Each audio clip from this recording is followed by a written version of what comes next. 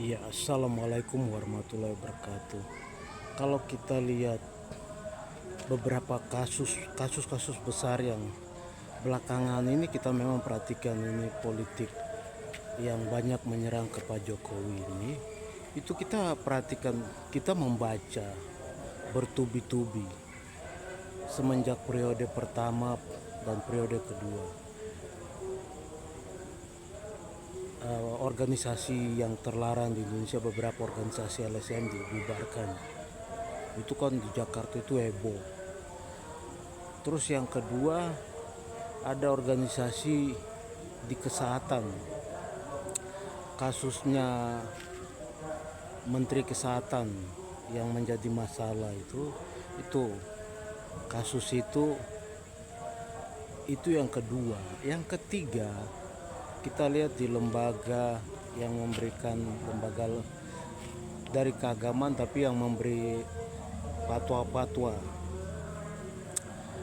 Dari tiga kasus yang saya sebut ini, sebetulnya ini adalah kendaraan yang semua orang naik di belakang, tapi ada yang sudah terorganisir, ada yang belum. Dia berdiri masing-masing, tetapi hampir-hampir kalau lihat dari semua ini, hampir-hampir mereka menguasai negara namanya Indonesia. Karena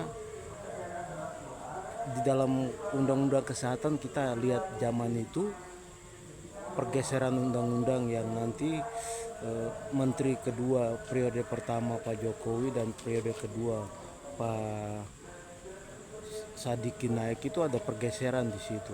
Sebetulnya itu udah mulai menguasai itu sistem-sistem negara, dan udah pada titik itu. Tapi itu Pak Jokowi geser semua. Sehingga kelompok-kelompok ini yang berdiri di belakang bergeser semua itu, itu ada di belakang juga. Akhirnya terafiliasi semua ini.